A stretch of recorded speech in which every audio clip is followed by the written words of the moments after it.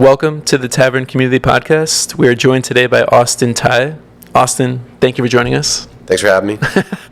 And just for the audience, would you like to maybe introduce yourself? Yeah.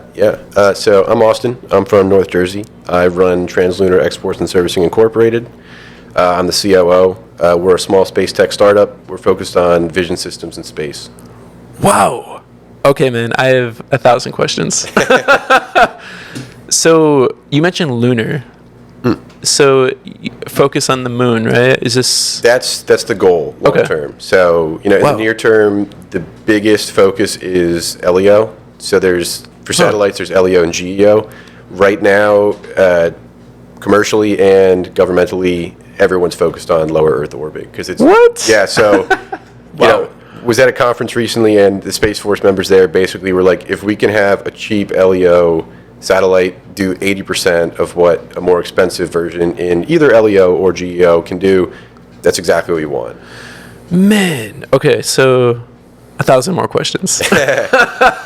So for LEO satellite servicing, say, like if you are are you manufacturing? Are you actually launching? Are you what part of the pipeline are you guys kind of focused on? Yeah, so we're largely a subsystem. So we make a camera system with the camera and the compute attached to it. So you would, if you were a satellite servicer or you were looking to refuel or you're looking to approach debris to deorbit it or get out of the way, you would bolt us on and then integrate our system into yours so you could identify an object or track it. We do tracking as well. Approach that object safely with the most efficient burns and then interact with it, whether that be servicing, whether that be refueling, or just, moving something out of the way. What? Man, that's amazing. Yeah. I'm non-technical. It's pretty cool. Yeah. So, no, I'm just so curious about, where do you even start there? Do you have to... I'm assuming, do you have to test the gear under pretty extreme conditions? Yeah. So that's actually what we're working on right now, is we're rapidly prototyping to make a hardware, MVP, basically. Wow. We've been working on the software pretty intensely for the past 5 months. We're actually, so we got an STTR, a lot of people call them STIRs, phase 1 so AFWorks administered it, but SpaceWorks okayed it. Wow. Was corrected by a guy who is pretty high up at SpaceWorks recently at a conference. Mentioned we got an AFWorks grant. He's like, SpaceWorks. Make sure you know it's SpaceWorks. And I was like, you don't tell me twice. What kind of grant? So it's I forget the SCTR. SCTR, okay. Yeah, so there's SBIRs, which are small business grants, and then STTRs are actually more academically focused. Wow. So super fortunate. We were the prime on that small contract, so not too big a deal. Man. But Embry-Riddle was our subcontractor and academic partner. Got it. Where is Riddle based? So they're based out of Orlando, so it's Embry-Riddle Aeronautical University. Yes. Wow. So they're huge in the industry. We were super fortunate to make a connection with David. He runs one of their, astrodynamics units down there, and he's great. Wow. Super happy to work with us on anything. So if anyone runs into him anywhere, strike a conversation. He's a cool guy. Amazing. So again, I have a lot of sequential questions. So even just rewinding a little bit to the beginning, let's say the impetus, for this idea, was there a moment where the co-founders or something were like, you know what, the world needs this? Yeah, I actually, there's always that moment where the decision's made and people start working on it. So in undergrad, one of my closest friends was an aerospace engineer, and then he got his master's in guidance and navigation. Wow. In space. And he's now currently working on and will be defending and finishing up his PhD at Purdue. Wow. But 3 years ago, he called me and was like, hey, man, I want to start a satellite company. And I was like, all right, I don't have that much knowledge in space, especially at that time. But I was like, I don't think we could do that. In the nicest way, super complicated to build satellites, but it's not that complicated. There's a lot of people that build satellites, and they build it really well. Yeah, because there's no drag in space, so as long as you make sure everything's insulated, and can work for a long time and serve its purpose. It could be shaped like a school bus and fly as well as something shaped like aerodynamically. Interesting. So is that the more like is the packaging to protect during the initial launch into like low Earth orbit? Is that the responsibility more on like SpaceX and those guys who? Yeah, so they designed a ton of cheap satellites to put up. So that's like Starlink. These all super cheap satellites they put up. Really? Yeah. Okay. They're only going to last like 5 years. What? For the most part. Yeah, super short lifespan. What happens when they kind of clunk out?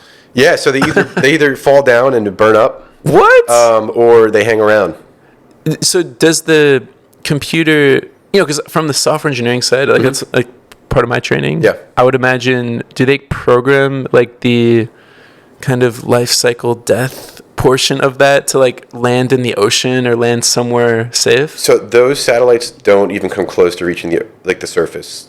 So they just burn up or something? Yeah. Oh, okay. For something to reach down, it would have to be one like at least, or typically large, not always. And it has to be like specifically designed to withstand like re-entering the atmosphere. Wow. Yeah. Because the heat is probably so ridiculous. Yeah, right? yeah. Okay. So SpaceX was talking about a reusable heat shield, and they're trying to like do R&D on materials that can withstand that kind of heat continuously, launch after launch after launch. Right. So they just reuse the same thing over and over again. Yeah. Is that so I imagine a lot of these people know each other, right, in this community? Like, yeah, it's really small. Like obviously we don't know everybody. We're pretty new, and we're sort of industry outsiders because we don't come from like existing startups. We don't come from the government like NASA or JPL or something like that, and we're not from the military either. So it's their interest, right?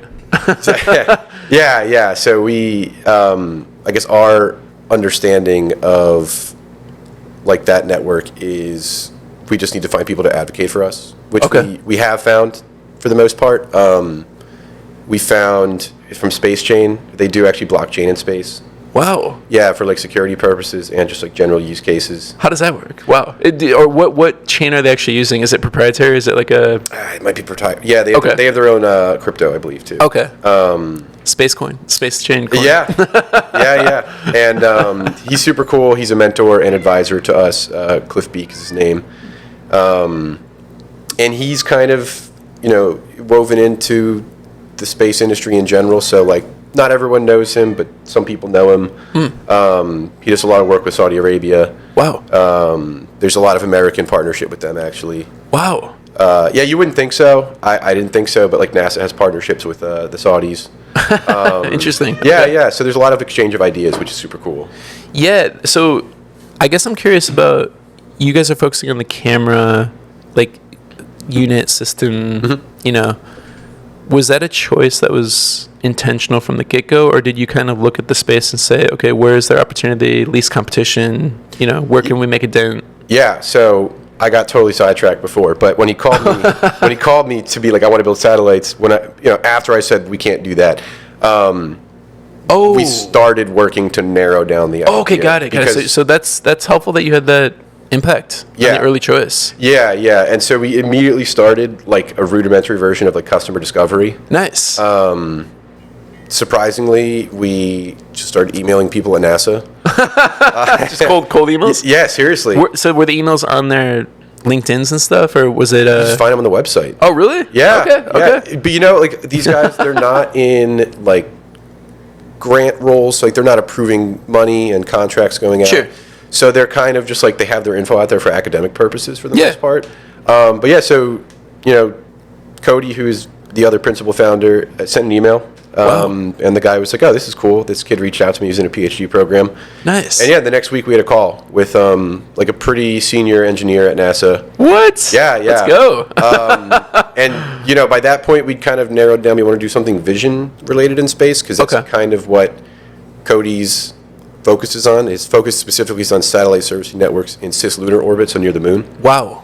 Yeah. Wow. Yeah, it gets really specific. Cislunar. Yes, that's the orbits around the moon. Wow. Yeah. I got to ask you some moon questions in a second because there's a lot to talk about there. But so naturally you kind of maybe drew like a Venn diagram kind of thing and was like, okay, what are our skills? Yeah. What does the kind of industry need? Mm-hmm. Where can we enter and have a chance to sustain ourselves? Yeah. Okay. Yeah, exactly. That's smart. Yeah, yeah. And so his research isn't specifically in vision systems. It's more so navigation focused. Okay. But it's there's some overlap, and it's like adjacent. Okay, got it. Yeah. So it was a very easy transition over. Wow. So from the time you initially spoke to at least one person at NASA to the time you got, let's say, revenue coming in from a soft pilot or initial contract. No revenue yet. Okay. Contract as of December. Wow. Last year. Okay, congrats. So that was the STTR that we had. Got it. So that's more like, let's see where you guys go, and if you hit the milestones, Proof of concept. unlock. Okay. Yeah. And that's through the federal government? Yeah, so the Air Force has, it's called AFWorks, and it's a big fund. I hesitate to use slush fund because they fund some, they fund some really great research through it. Like, it's basically their version of a venture fund to a degree. Wow. I think a lot of people think of grants as like, oh, the government's just giving money to people to like do stuff, and it's like, well, that's kind of true. Yeah. But, NASA didn't build the space shuttle. I think, I was under the impression of that at first too. The government underwrites risk in space. Got it. Is a really good way to look at it. And that's for all contracting. Like, they're just making it so we need this done.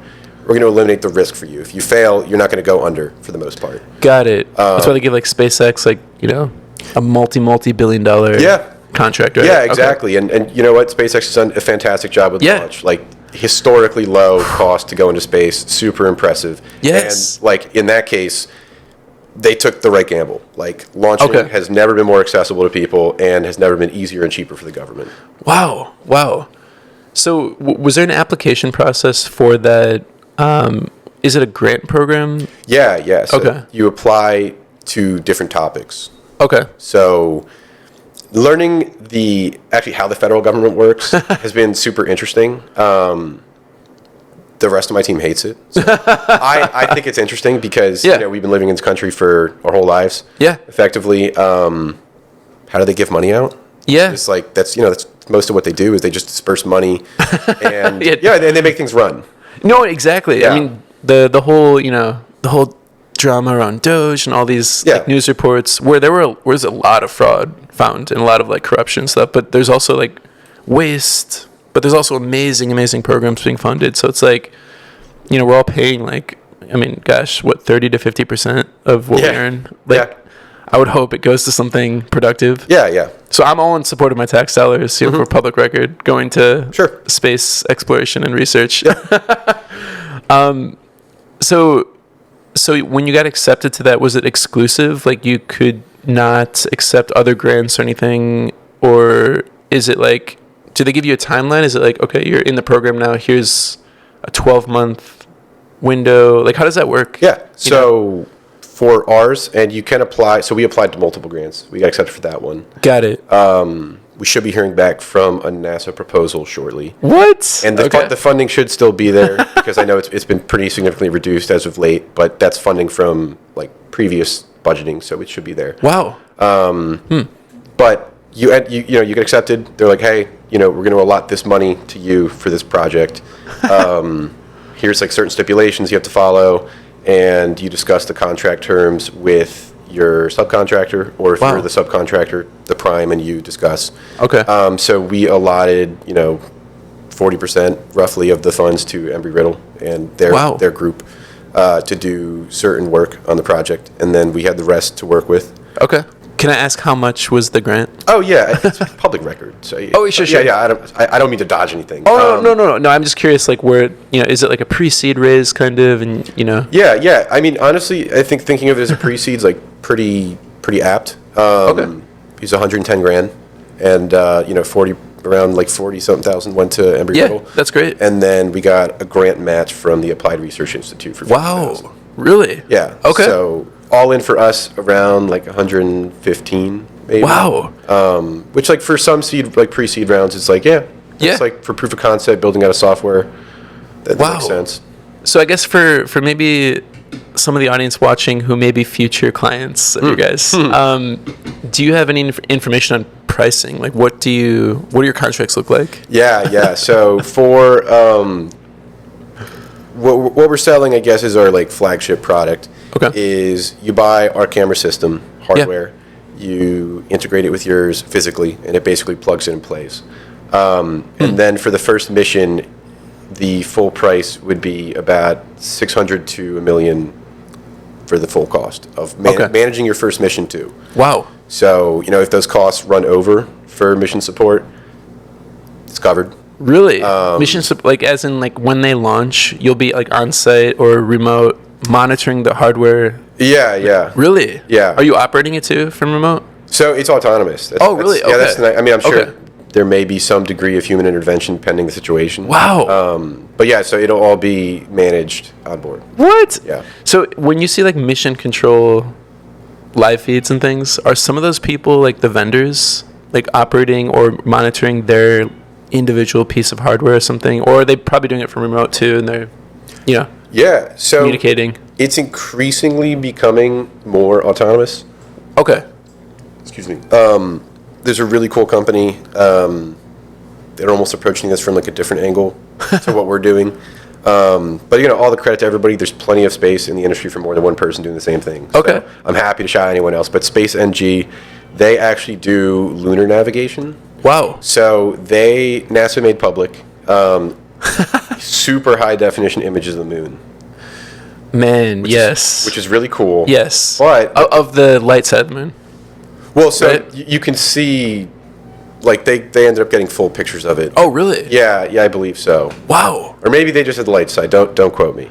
Well, yeah, because then wasn't there some of the NASA missions they would touch down, maybe the astronauts get out or something, and then there's another crew that's still up in kind of low lunar orbit or something. Oh, around it, and they're just kind of circling the moon until they're ready to grab them. Yeah, right. Isn't that? I mean, I've heard of some missions like that, but I've also heard that some of those photos from the dark side are kind of some are confidential, some are this and that. that could be maybe my memory's lapsing. Space NG says that NASA does have a full 360. Wow. Of the moon. Very cool.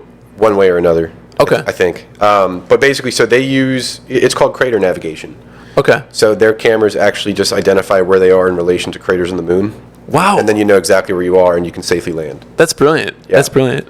And that's assuming, is that assuming the satellite imagery or whatnot was, there wasn't a bunch of craters raining down, Oh, yeah. Yeah. If there's new craters from impacts, that would change things. Okay, so there's a shelf life on that tech. They have to update it every, as often as possible. The government takes care of that, though.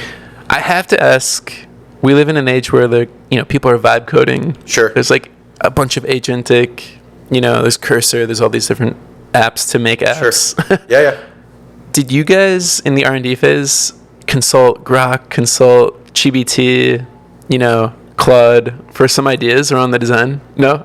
all handwritten. Really? Yeah. Oh, cool. Respect. Yeah. It's, for this kind of, endeavor, they had an idea of what they wanted to write and how it should be structured and written. Okay. So they've kind of just been building off of that. We brought on a computer engineer to integrate the hardware. Nice. And we're working with people in the same PhD unit and the folks at Embry-Riddle as well. Wow. But yeah, so as far as I'm aware, they could be using some form of AI assistance or something, which I don't look down on at all. No, I think it's amazing. Yeah. No, I think it's the new toolkit. Yeah. And we kind of see a future where AI models can help with almost proactive innovation, where they're they're taking maybe the handwritten ideas and stuff, and they're taking it far enough along to hit the edge of physics or whatever it is, and then do their own problem solving to course correct for you. Yeah. Which every team in the future will probably have it's Data from Star Trek. Yeah. That kind of assistance is actually amazing, right? Oh yeah. And maybe I'm not sure if any of these autonomous units will have an LLM, a brain on board where they can course correct during kind of anomalic, situations. Yep. Man, okay. I want to ask about the product one more time. The camera, can you describe just the main use case? Yeah. Can you kind of paint a picture of the full life cycle of it, kicking into its main mode? Sure. Performing an action and then returning some result. Yeah. So I'll describe actually what the grant was for, basically. So like the use case of the grant, and then it can kind of be extrapolated what other things could be done from there. Okay. So from about 800 meters away is like the threshold that we worked with based on the grant. So Wow. Yeah, not too far. But within 800 meters away from the other object you're identifying. Oh, wow. Yeah. Really? So our camera system, this is all computer simulated. We've actually recently simulated a successful docking, which is super cool. What? But yeah, so you see your object, we'll use this cup, and then this is the satellite we're approaching, right? So you see it, and the idea of our software is you can see it, you can efficiently approach it, so you use the least propellant possible because that's in short form. Okay. And then what's really hard to do is actually not the distance from it, it's the orientation. So if I was to approach this and try to grab it like this, it'd probably crash and blow up. But if you turn and meet it exactly, so you have to meet its rotation. Interesting. Yeah. So it's like Interstellar. You know that scene? Yes. Where they're spinning? Yes. Yeah, Dude, yeah. It's one of my favorite movies. I've seen it like 150 times. Yeah. So you have to match orientation. Is that because the training data that you had was in the exact orientation of like it being lined up nicely? And so for the training data, we tried to use non-cooperative is like our big selling point. Okay. So technically right now, there's very few objects up in space, satellites and the like, that they're called prepared. Okay. So what that means is it's called like a fiducial marker. It's actually a QR code. So yeah, there's some like spacecraft up there and they have QR codes on them. Really? Yeah, and when a camera scans that, it immediately allows them to like align properly. Really? Yeah, super cool. Super cool use case for QR codes. So is the alignment given in like some sort of kind of coordinate or something like a data model that like universally it's like a standard across the industry where these machines can, we need to go tilt this way and access this way? Yeah, I think from my understanding is when they scan the QR code, it automatically kind of gives you the model of it. So like for us, like if you were a client, you'd send us your CAD model of your satellite. Oh, got it. And then we'd train on that, and then we'd send it up. Okay. And it'd be able to identify like every aspect of your satellite and properly approach it and dock. Got it. So the QR code, is it like a lookup value to like a database of these CAD models? Yeah, a database of that, and then also there's multiple QR codes possibly, and they just tell you where you are in relation to it. Like it's the info's given to you how it looks to you. Really? So your camera doesn't necessarily have to capture it the same way. The info's like given to you. Really? That's fascinating. Yeah, I'm not explaining it super well. No. So it's just amazing. Like if you were floating through space or something, and you just like floating your satellites, you'd see these little markers like QR codes on certain ones. Wow. Okay, so it's not like a this is what the world agreed on. Like every satellite has to have these markers. Yeah. So that's something that some people are pushing for. Is to have like uniform fiducial markers. Okay. Our kind of point is like not everything you interact with is going to have them, and going forward if you want to like dock on an asteroid or you want to approach something that's just a foreign object, like it's not going to have a fiducial marker on it, so you might as well like bite the bullet, just be able to do it on uncooperative objects now. Dang. Okay. So what was your degree program like undergrad? I was a business administration. Okay, amazing. So COO, I mean that's great. That was a critical pillar of any startup, any company. Did you have a fascination with space? Not in particular. Okay. I mean, listen, the more I learn about it, the more it is interesting. Yeah. There's just like so many weird basic things that I guess took for granted that just weren't true. Yeah. Space is really dark. Yeah. Yeah, I don't know. Like you I guess you kind of think like you see pictures of the ISS or something. You're like, oh no, there's a lot of lights up there. Like you can see everything, and like the sun's up there. It's got light. There's almost no light in space. That's very hard to fathom. Yeah. So if you were out in space looking just towards, I mean, could you see the sun if you were like just floating? So yes, there's like theoretically lots of light in space, but like light you can use. So like right now, you're like, oh, I want to make sure they can see us well and we look good. Let's put these lights up. Yeah. Yeah. So in space, if we were like, I don't know, a mile away from each other with like binoculars, you wouldn't be able to see each other. Wild. Yeah. There's just no reflection. Yeah, got it. That is Yeah, it's kind of eerie too. Yeah, you know, for sure. Just like, avoid. have you seen 2001: Space Odyssey? The movie. You know what? I haven't. I need to. Oh, it's amazing. Yeah. It's an amazing movie. But there's a scene where, actually, I won't spoil it. But people watching, if they've seen that movie, they're probably like, oh man, yeah, that scene freaked me out. So, is this your first startup company out of, let's say, university or college? Yeah. Okay, cool. So, and did you get your undergrad degree already? Yes. You graduated? Okay. Yeah. And are you going? Okay, great. Yeah. Are you going to for your master's or? So that's down the road, maybe. Okay. Yeah. For now, focus on the startup. Yeah. Just learning a lot, basically. Yeah. Like every day, learning something new, pivoting strategy-wise, not product-wise yet, at least. Amazing. Yeah.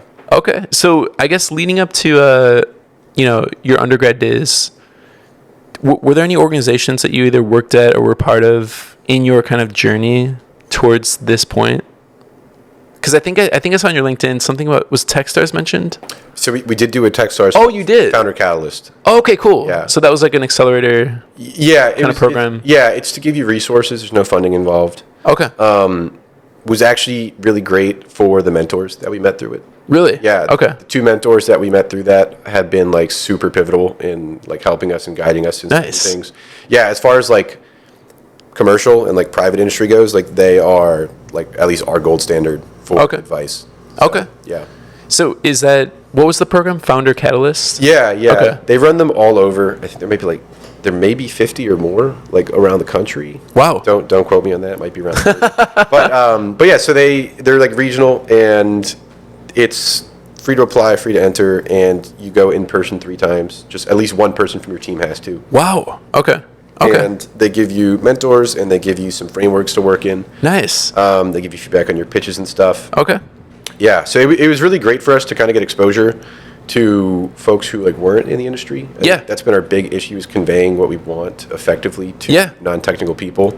I know I'm non-technical, but like I get lost in the weeds too, just being around these guys. Oh yeah, no, honestly, this is like fascinating information about. A lot of topics I've been curious about for a long time, and the audience, I'm assuming, because like SpaceX is incredibly popular. Yeah, and there's like a ton of YouTubers, former astronauts, these guys who just talk all day about space tech. Yeah, and I'm one of the audience members for sure. The guys have podcasts rolling all day long. Yeah. But okay, I'm curious though to ask as well about the COO side of things. Sure. Because we have audience that are from all walks. Yep. And some of the audience maybe are in business school. Some would like to be a COO, be in the C-suite of some sort. Can you describe like a day in the life of a COO at a lunar tech startup? Yeah. Not as glamorous as it sounds, trust me. A lot of it's me just tracking down information and like trying to find information for us to act on, like in a marketing and strategic sense. Marketing is, in my experience, very different in this industry. Like having a website that looks nice is okay. But I think the craziest thing for us, just to give some insight into that, we've run into groups like full companies, like they're incorporated, everything. They don't have a website. They don't even have LinkedIn's. Wow. So pretty off the grid. Yeah, they're just so notorious, like professionally and academically. Oh, really? In their fields, like they never needed it. Wow, notorious in a good way. Yeah. Okay. Yeah. So I didn't mean to put a negative. So they're like just moniker. Like they're one of those like among that 100x engineer group or whatever it is. Yeah. That are just okay. Yeah. Like they don't need an introduction. They're just.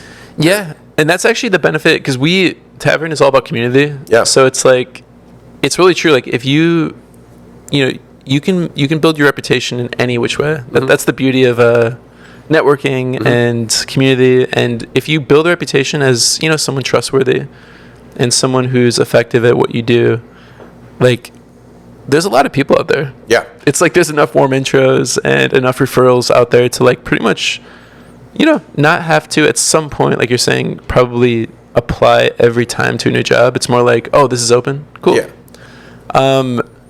I do want to touch on the lunar part, because it sounds like your tech could be used kind of in low Earth orbit as well, not just lunar. Yes. Are you guys going to do both, or are you focusing? Okay. Short-term low Earth orbit. Okay. Yeah. To prove the tech. Exactly. And then eventually low, what is it? LMR? Or LMO? Yeah, maybe, yeah. Low, Martian orbit. I mean, that'd be awesome. Yeah, I mean, SpaceX, they're about to launch their, gosh, what is it? The Starship Heavy, Super Heavy. Okay.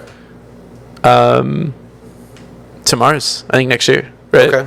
Yeah. We keep lose track of them, of course. Like, they're such a big company. They're so influential in the industry. But they're in such a different area than us that we just don't keep tight tabs in them. We're trying to find those guys that don't have websites, don't have anything, because some of them are competitors. Yeah, for sure. But yeah, so our tech will scale eventually to any like area of space, basically. Okay. So do you remember like the 3-body problem was like that TV show? Yeah. So the other principal founder, was actually doing 3-body navigation work. Wow. So when people were like, oh, the 3-body's so cool, I was like, you like physics? Like, I mean, I think there was like some involvement in that, but yeah, he's actually working on, so to give you background on that, and then we'll circle back to the CIO role. Yeah. Because I sidetracked us. No. I mean, we'll get to that in a moment, because, there are audience members who are curious, like, you read about it or you learn about it in business school. Yeah. But you don't actually, know what the job description, how does the JD compare to, actual life, Yeah. So that would be cool to hear about. But I'm curious about this pathway for sure. Yeah, so for, trips to the moon, the first trips, they actually, and I'm going to use this term, very facetiously, they guessed. Really? So... the trajectory?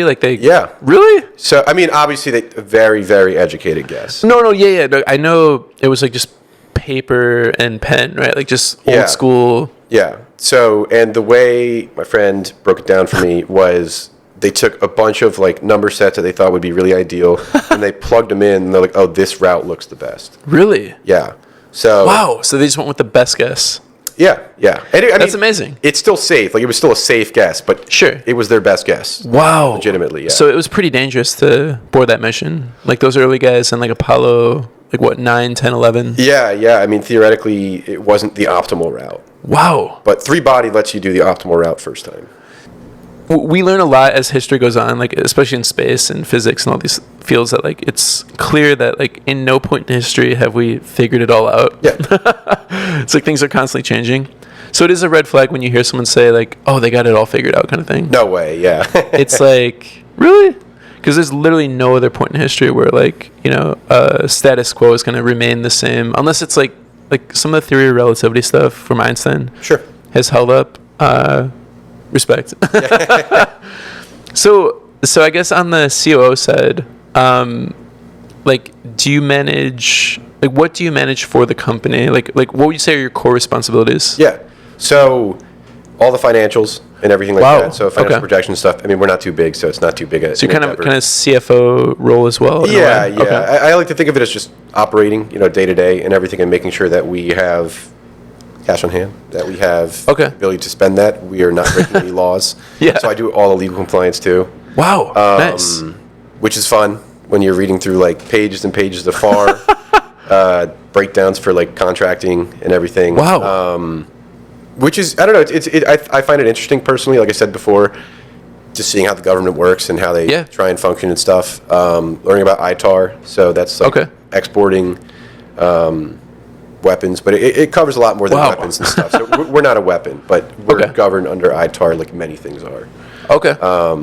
The space industry is currently at odds with ITAR largely. Really? Yeah, so one of the good talks that the Space Force gave at their recent conference was on ITAR and its future.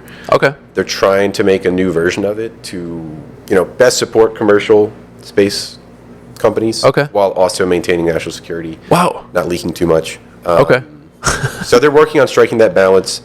We'll see how it goes. Yeah. I mean, I'd say any update that not loosened, but gave the best deal for everybody is very good for us. Okay. So ITAR related to weapons, you're saying? So yeah,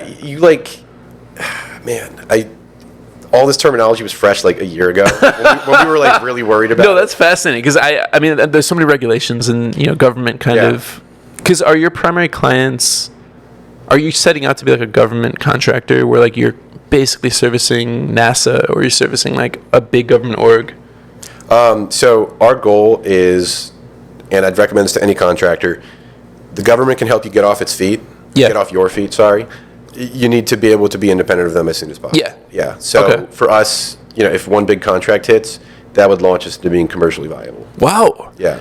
So I guess, have you started to scout for additional clients? Yeah, we have LOIs. Okay. From 2 clients. Nice. They're big LOIs, obviously non-committal, but we do. So one of them is from our advisor and mentor, and if we get up to TRL7, we're actually going to launch with him next year. Wow. So Let's go. Yeah, he has I think 26 or so assets going up. Wow. So we would hop on like 1 or 2 of those, which would be like super cool. Okay. Is that, how did you arrive at the LOIs? Like, and this is just for, out of curiosity with go-to-market strategy. Yeah. Did you kind of scan for an ICP, ideal customer profile? Did you scan for ICP across like LinkedIn, and like, did you use any like softwares to help with lead gen? So, I've had like a lot of like lead generation and outreach, like focused startups and companies reach out to me and be like, "Oh, do you need lead generation? Yeah, need whatever?" The answer is no. Okay. No, because there's so few people. Oh, got it. Like you who can qualify for? They need a camera on their. Yeah, well, yeah. It's there's so few people that are putting up satellites in the first place. Got it. Even fewer with like our need specifically. Okay. So you're kind of better off just dedicating your assets and like your efforts to a specific group of people. So even that group, like, how did you guys arrive at the short list? Like, was it like just Googling naturally, and you just you're like, oh, these are the players, and did you look at public records of like contracts given out in the past? And Yeah, so largely it was some we met at conferences. Okay, got it. Others through just general industry awareness, like tracking space news is really good. Okay. Nice. The government's always putting out press releases too about like vision in space, because that's very important to them right now. But yeah, it's like the general news network and stuff gives you awareness, and then also like Googling, checking who got contracts and like what specific topics can help too. So there's a few sources that you can use, and the industry is tiny enough where it's pretty effective. Yeah. You don't really miss anybody. If we were in a much broader industry, I would totally utilize those services. Like they're super valuable. Yeah. But yeah, we maybe have like in total like 11 competitors. Okay. At least doing something very similar to us with some of the same capabilities. Wow. Yeah, because it's such a tough question for some teams. Is like, where do they find even an LOI, an initial opportunity or contract? So even with the one of the LOIs you got, so one of those was from a conference that you met someone in person, and they kind of. So one of them was from one of the mentors we gained from Techstars. Okay. It was a contact of theirs, actually. Okay, so that's one of the benefits of maybe doing an accelerator or. Yeah, the resources they give you are really great. Like network is among. Okay. Yeah, no, I can imagine, because the more people you meet, the more eyeballs you get in front of. Yeah. The more kind of webs that kind of spring into potential, right? Wow, okay. So then the other LOI, was it the same situation, or was that...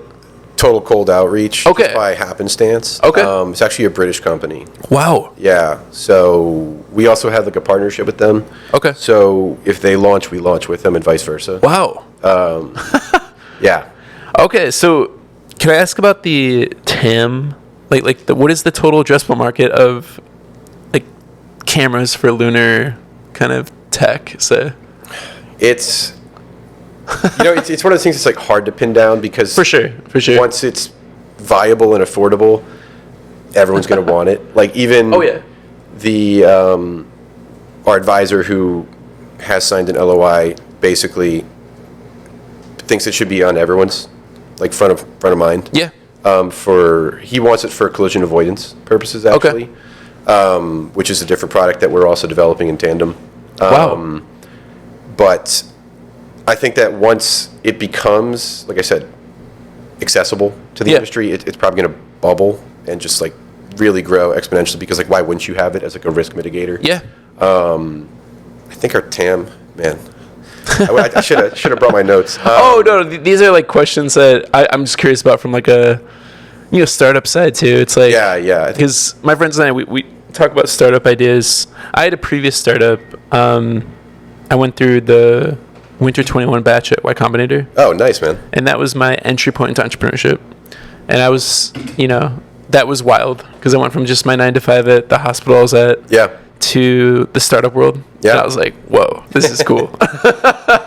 And then now we're doing Tavern, which we might seek funding, venture funding. Sweet. At the right time. Yes. Right now it's pretty much, just the community supporting, which is amazing. But it's all about community. And some of it's like, okay, when you go to investors, they want to ask, okay, what's the TAM?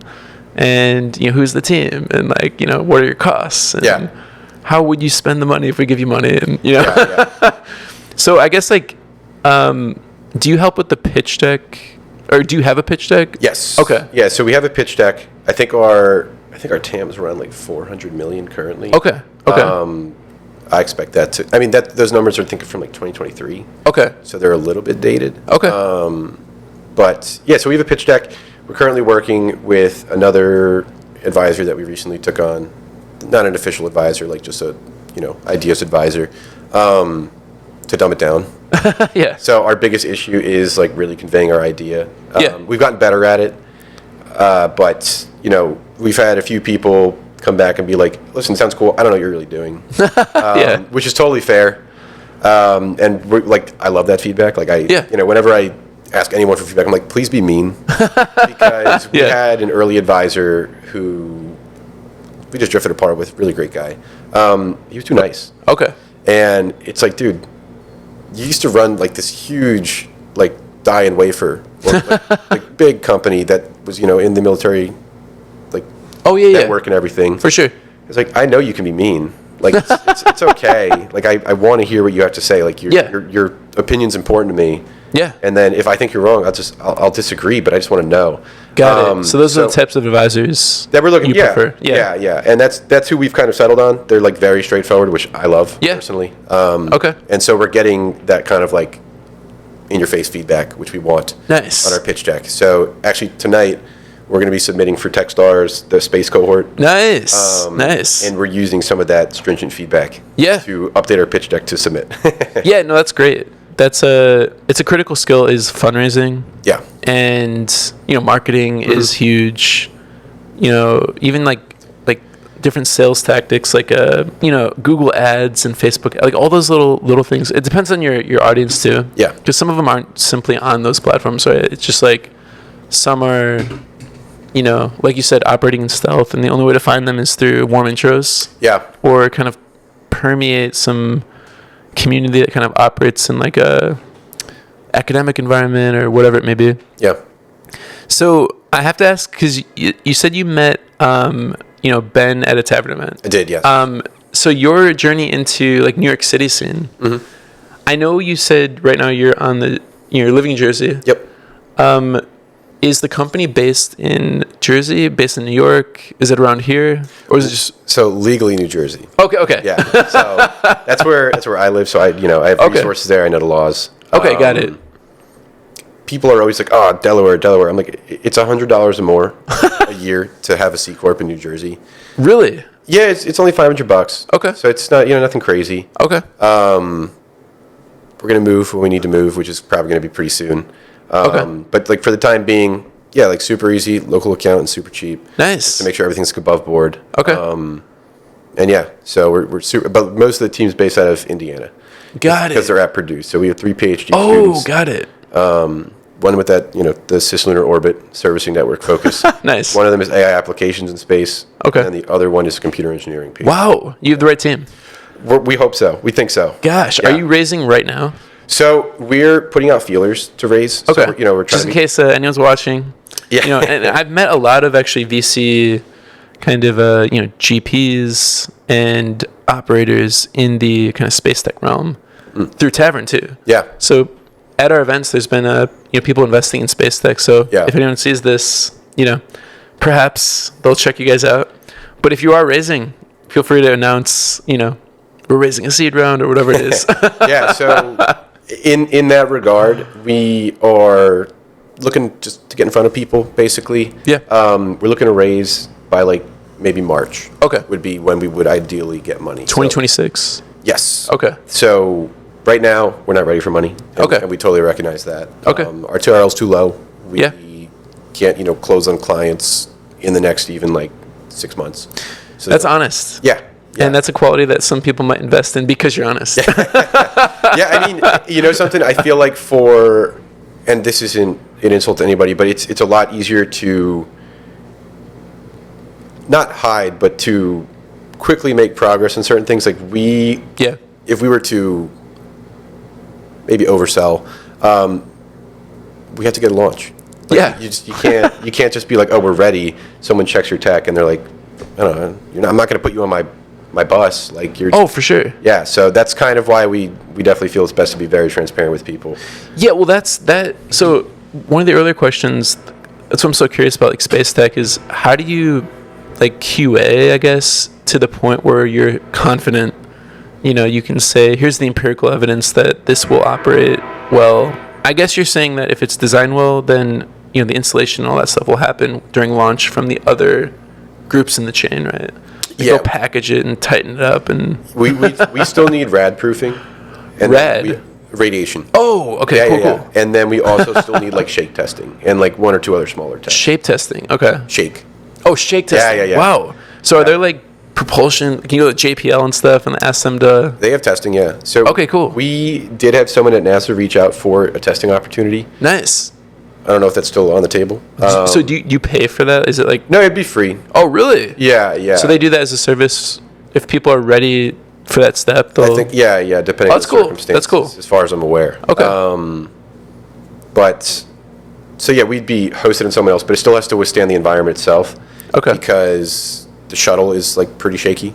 Okay. And just like the general trip, it needs to be like better than good. Yeah. Or better than perfect, basically, to be able to go into space and like withstand that condition. And also, like, if you lose your asset, it's like, oh, there's like $3 million or whatever down the drain. Like lose the asset as in like it just like breaks off of some piece and floats away. Yeah. Or like even like a solar panel doesn't open. It's like you might be operating at half power. Wow. Yeah. Wow. Man, that is it's definitely like a high wear act, it seems. But it's a huge benefit and reward when it works. Yeah. So I'm gonna do like a way different question now in another realm, because for the audience, Austin brought amazing tea and he brewed this tea, and it's delicious. Thank you. So are you a tea like connoisseur, would you say, or like how did you get into just having accessories even to make your own tea? Sure. Yeah. So I used to wrestle in high school, and I did a little bit in college.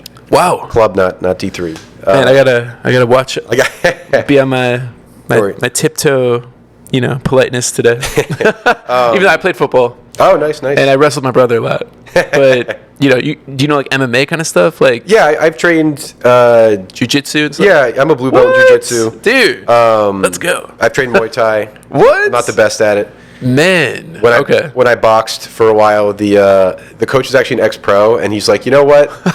You're not very good at boxing, but he's like, you're really good at taking hits. What? He's like, your like torso can like really take a beating. Wow. And it really tires other people out. Really? And I was like, oh. So you use that as a tactic while you're fighting? Yeah, big backhanded compliment, but yeah. Dude, that's amazing. You're a blue belt though. Yeah, super fun. I miss wrestling a lot though. I mean, bro, people like Joe Rogan talk about doing, jiu-jitsu at like, I don't know, is he like 50 or something like that? Like yeah. So you're like almost half his age, man. Yeah. So you could probably, there's probably gyms.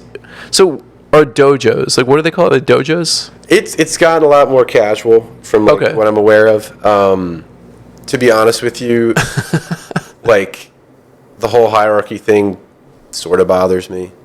I respect with the belts and things? Yeah, I'm in someone else's gym, I'm respecting every rule they have. I'll never say it to anybody. Like it's their house.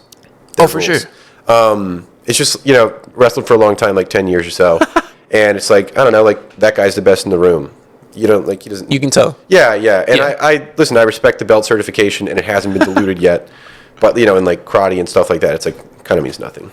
Depending on what, gym or dojo you're in. So is it is it practical wisdom, like jujitsu, like let's say like some guy came up on the street, kind of shoved you, Sure, like took your hot dog or something.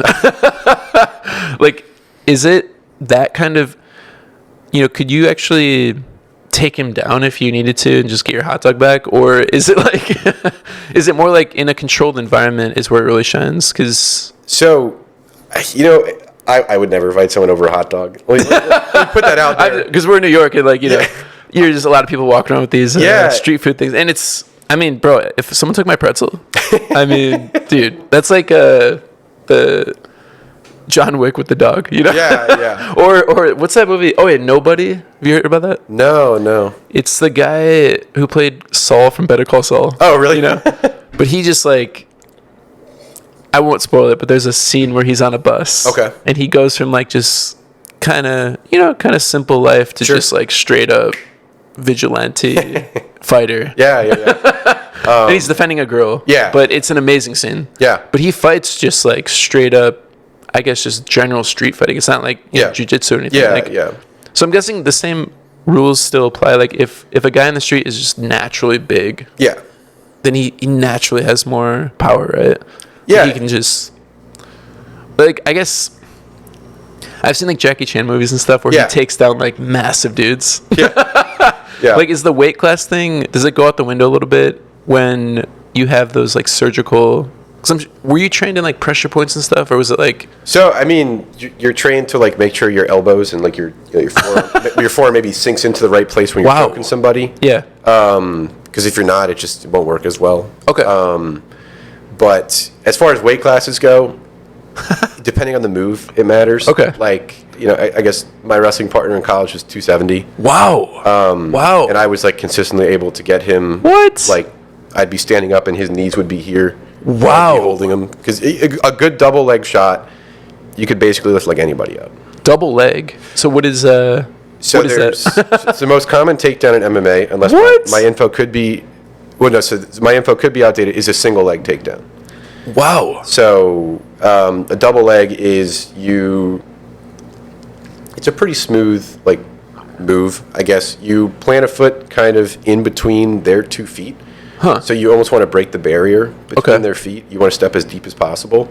Okay. And then it sounds really counterintuitive. You want your back as straight as possible. Really? Yeah. So if you lean forward and they lean over you, you're going to get pushed down and crunched. Oh. But they can't crunch you if you're back straight up. Really? Yeah, it seems really counterintuitive. Like you want to be like, tight and like strong, but it actually is less strong. Really? Okay. And like you can muscle through it, sure. So when you walk MMA and stuff, you see a lot of these kind of like tons of stuff. They stick their foot in, they try to like get it quick. Yeah, double legs all the time. It's hard to hit at such a high level. Like those guys are just so good at like seeing things coming and defending on it. Wow. But yeah, I mean like, and the goal is your shoulders actually push their hips back. Really? And then they tip over. What? Yeah, it's like it seems dumb, and then you shoulders. So you actually like you go through them. You go so kind of like a line drive like tackle. Yeah. With your foot in between their and like 2 legs. So you plant your foot and your knee drops as you move forward. Wow. And then you come up and you push with your outside leg that followed up. So the outside leg is pushing across their like hip bone or something, through them. Oh, really? So yeah, people think like, is that just to get them curled over or something and knock them down? And Yeah. So grapple or something? Or? Yeah, and so people think like, oh, I'm getting picked up. It's like actually you're getting picked up to the side and then like run through like. Dang. Yeah, it's easier that way. So that probably hurts, right?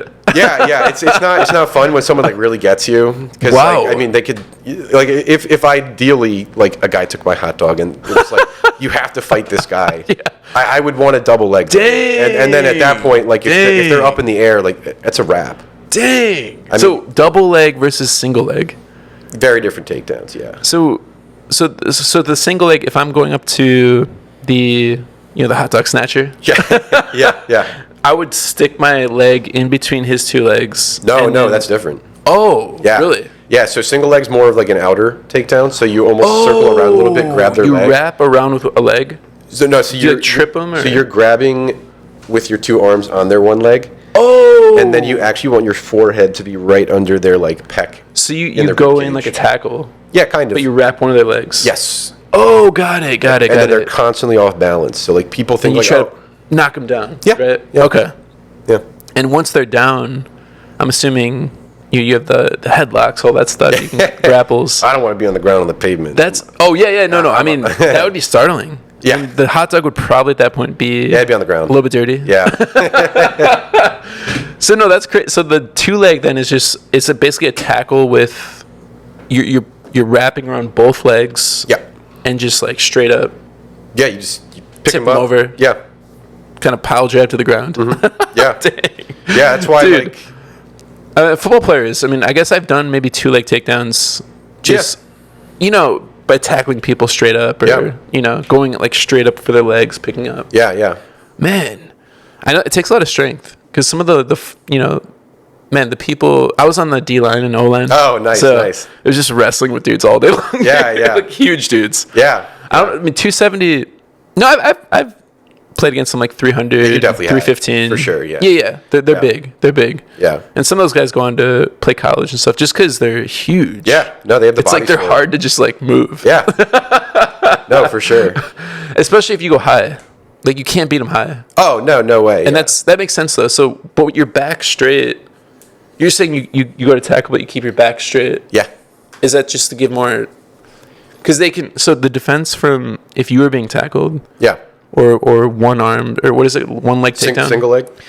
If someone tried that on you, and you noticed their back wasn't straight, you could just like crunch them down. Single leg, you're actually crunched. Oh, it's kind of. Yeah. So they're super different. What's the defense on the other side though? So in the single leg, it's called the whizzer. And you reach through their arm and you grab your own thigh. What? And then you like kick your hip out. That's crazy. Yeah, I've sent people flying like a few feet by like doing that. Dang. And it's not because I need to see that. It's not because I'm a great athlete. It's just because it's a very effective move. What's it called? A whizzer. A whizzer. Yeah. Like WHIZZER. I think so. Wow. Yeah. No one like takedowns are not Jiu Jitsu's forte. So like people try and take me down Jiu Jitsu, and I'm like, hang out as long as you want, man. I'm having a great time. Like I'm just sitting. Yeah. I'm just weighing you down. Yeah.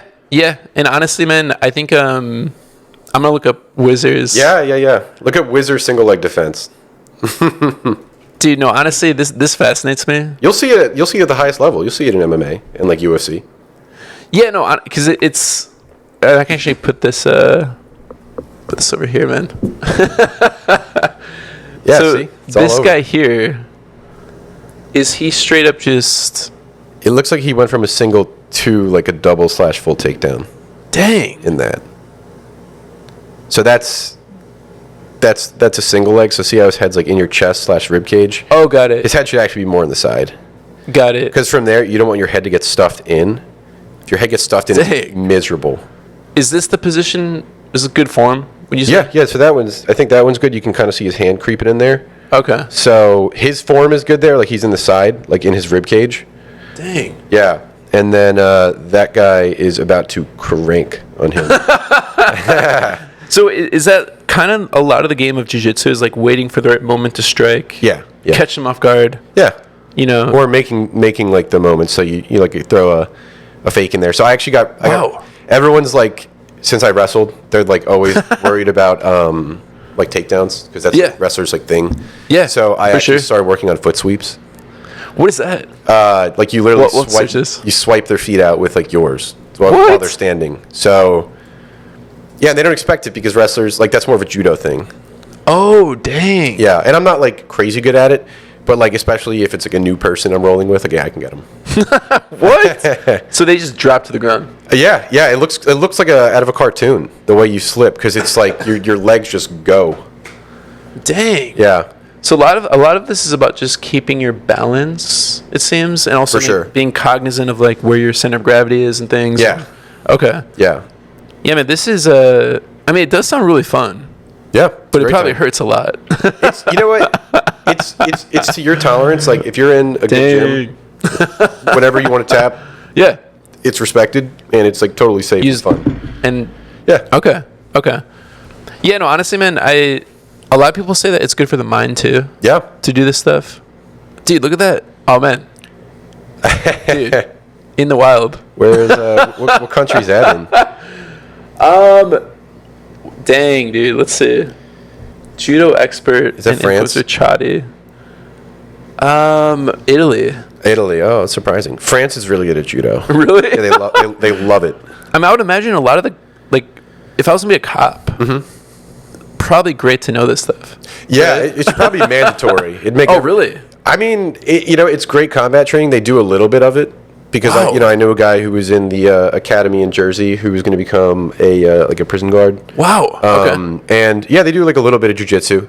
It'd be nice if they like did more. Yeah. Just for like everyone's safety, because I mean, if you're more confident as like an officer, everyone's probably going to be safer. Yeah, no, for sure. And I'm sure like if there's weapon gets knocked out or something, like you got to rely on your hands. Yeah. And the guy who was in there was actually a brown belt. Dang. And like literally the instructor at the academy knew him.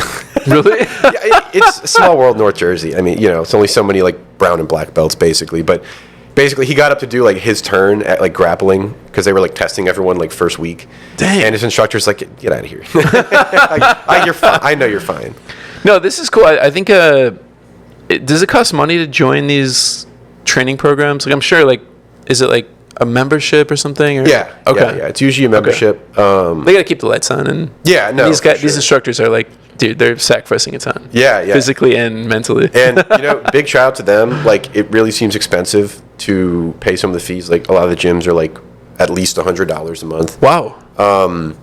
That is their livelihood, though. Like, you're paying for a professional. Yeah. No, that's worth it. Yeah. And you get a workout too, right? Yeah, big time. Like, is it just full body probably? Yeah. Dang. Okay. So right now, are you actively like, hitting up the dojo or the gym, doing this like, once, twice, 3 times a week, whatever? Yeah, I went down a little bit. I got kind of busy. Okay. But the plan after this week is to be back in at least twice a week. Nice. I'm going to the Finger Lakes. Finger Lakes. Yeah. It's a wine region in New York State. Okay. YMCA. Yeah. Okay, cool. So it's really cool. They do a lot of like Riesling wine. Nice. Wine. Yeah, wine. Oh, amazing. Okay. Yeah. So, dude, I love wine. Yeah? Amazing. What kind of wine? Man, it's okay if it's general. There's no shame. I love all sorts of wines. I will say I went to Temecula, California. Oh, cool. Cali, yeah. And dude, Temecula's like vineyards and wine tasting tours. To be honest, I don't even know some of the wines I was even drinking. Sure. I don't remember all the names. Yeah. But my sister and I got pretty buzzed. I gotta say, dude. But like the second winery, we were just like, this is an amazing day. Yeah. The whole day was just wine tasting in the morning. Yeah. And then just chilling all afternoon. Oh, that's how it should be too. Yeah. And that was great. Yeah. Like my retirement, I think will be like that. Oh. Just be like hopping to different vineyards. Even fresh fruit too. Like I'm a huge, oh my gosh. So Colorado actually has the Palisades. And they grow peaches. Oh, really? And like the freshest peaches in the South? world. Or is it up north even? So it's towards Grand Junction, which is like the border on Colorado and Utah. Oh, okay. So when you go like straight through the mountains pretty much to get to Utah. Yes. Right before the border is the Palisades. That's super cool. And dude, if you get a chance, my mouth is watering already. And also the best cherries in the world are in Michigan. Traverse City. Okay. Incredible. Yeah. And honestly, I've been like, so I have to ask you this as well. Yeah. Do you have a morning routine? Because our community, we chat about this a lot. Yeah. Do you have a morning routine? And if not, do you have any sort of like kind of standard for, the food you eat, like mental health, all these things to stay a good CEO? So, usually 3 times a week, I actually go to Orange Theory with my girlfriend. Nice. Which is fun. So, dude, those are intense. In the morning, yeah. I did a class pass. Yeah, they're fun. They're fun. Man, I was for like 2 days recovering, dude. Yeah. And all the there's like 95% women. And it is like, mostly women, yeah. Just I was in there with this class, and they were all just doing it like no problem. Some of them are like monsters. Yeah. They weren't even like sweating. I was like, dang. Yeah, there's actually this one. So we go 3 times in the morning and then twice like in the afternoon. Just wow. That's her work schedule. I'm more flexible. Okay. There's this one lady in our classes. I call her G.I. Jane. And I mean that in like the most complimentary way. Like she is a beast. Like, no, she runs. Her average pace is like a 6:15. Dang. Yeah, on the treadmills. Okay, is she pretty? Yeah, I mean she's not like big. Yeah. But she's super strong and she is super fast. Yeah. Dang. Yeah, it's crazy. And like obviously very muscular. Okay, and she's the instructor. No. No, she's just a person that goes. Dude, let's go. Yeah, it's like that's awesome. Every time I see her, I turn my girlfriend like, oh my god, G.I. Jane's here. It's crazy. No, dude, honestly, like fitness though. So fitness is part of your routine. Yeah, for sure. Yeah, and that's actually a huge thing. Because I've been reading about like paleo and like whole food diets. Yeah. Or single ingredient diets. Sure. Like if it has more than 3 ingredients, it's like they're like don't eat it, right? And yeah, some people talk about like ketosis and getting, and I actually do intermittent fasting. Okay, cool. And I have a ketone. You probably saw that in the bathroom. The ketone test strip, the tube with the colors. Okay, I didn't spot that. No. I have a ketone test strip kit from CVS. You can get it from Walgreens or whatever. Yeah. 50 strips. Okay. They're like urine thing. You like. Yeah. They give you a readout of your ketones. Okay. And the only way to get that reading is to lower your insulin to a level that's like you basically lower your insulin and sustain it so that your body switches from glucose to fat. Okay. And then the fat produces ketones. Okay. So I like the intermittent fast until I hit some ketones. Sure. And then go back to eating like chips and whatever. But not. I mean, I'm definitely way more healthy now. Like I cook now. My dinners. Sweet. Costco. What kind of food you cooking? So man, I try to keep healthy. Yep. Whole foods, pretty much. It could be pretty much any whole food. Yeah. My cat has a Wolverine claws. She like grabs my shirt. It's just like I will have a tension. Rips my shirt. But I think they're.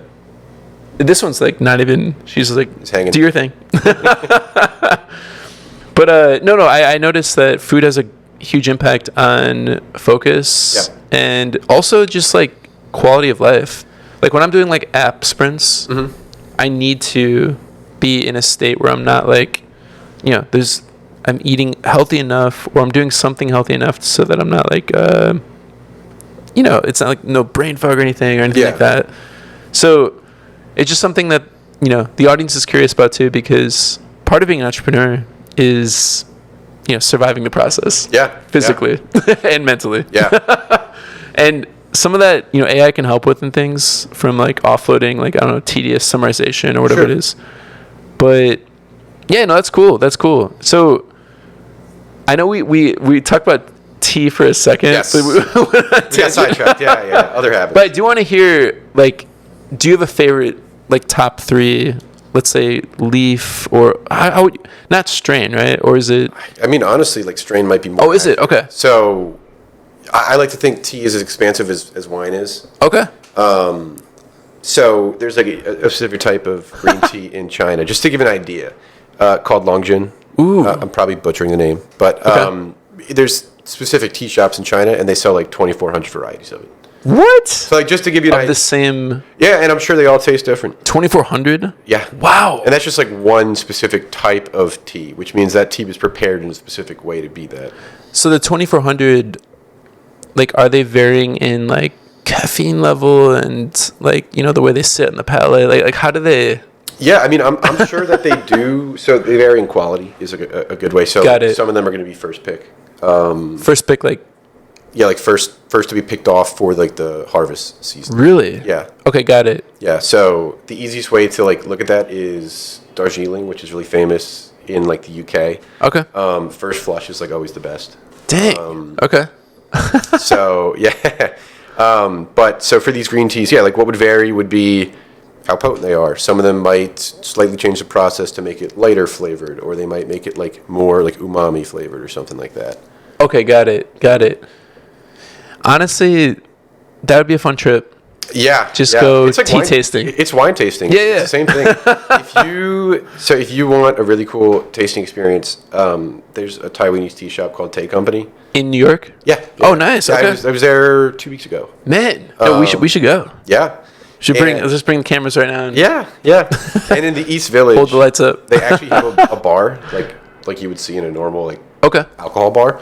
And yeah, they do like flights of tea. You could take, Really? Yeah, so you do like 3 side by side, see what's up. Dang. Okay. And They have food too or no? they have snacks. Yeah. Okay. They have like little snacks you could buy. Some of them pair super well.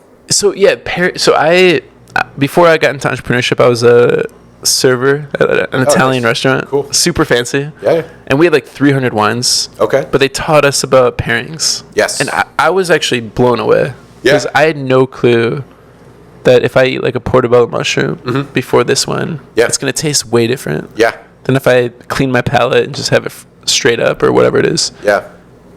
That's a whole nother level, dude. No, it's like fun. prepping palates. Yeah. That's brilliant. Yeah. I do. My girlfriend and I structure meals around bottles of wine. Dang, nice. It's fun. Nice. So I guess just looking ahead. Let's say the startup that you're with raises like a major round.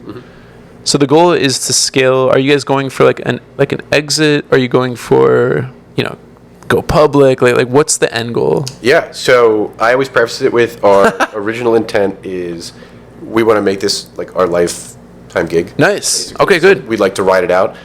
We're not dumb. Like if there's if there's a great opportunity, if there's a great like partnership buyout or something like that, we're not going to say no. Yeah, amazing. But the original intent is like this is the long game. Nice. Yeah. Okay. Yeah. So, I guess outside of that, like looking ahead, can I ask you some questions about just like where we're going in the world? Yeah. And what your thoughts are? Sure. So with like the AI kind of boom, what do you think is going to happen? Because Elon Musk is talking about like the Optimus humanoid robots in production, and him producing like 10% of the world's population of robots through his like mega factories and stuff. Sure. Maybe even more. But like, do you think there's going to be not like a mass like exodus, but do you think like displacement of jobs as the rate increases will produce? Like, where do you think the world is going to head as a result of that kind of movement?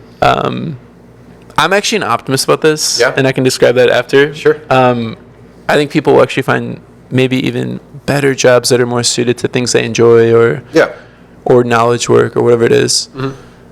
Do you have an opinion on that?